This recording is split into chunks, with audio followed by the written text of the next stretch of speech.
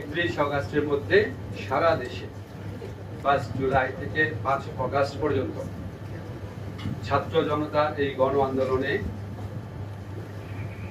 জড়িত, এই গণ আন্দোলনের সাথে নেতৃত্ব দেওয়া, এই গণ আন্দোলনে আপনার আত্মদান করা, এই গণ আন্দোলনে অংশগ্রহণ করা মানুষের বিরুদ্ধে যে মিথ্যা ষড়যন্ত্র মামলা হয়েছিল সেগুলি 31 অগাস্টের মধ্যে আমরা আশা করছি প্রত্যাহার করা হবে। আমাদের মন্ত্রণালয়ে যারা আছে তারা দিনে রাতে কাজ করছে, 7টা, 8টা, 9টা এবং 10টা পর্যন্ত কাজ করছে।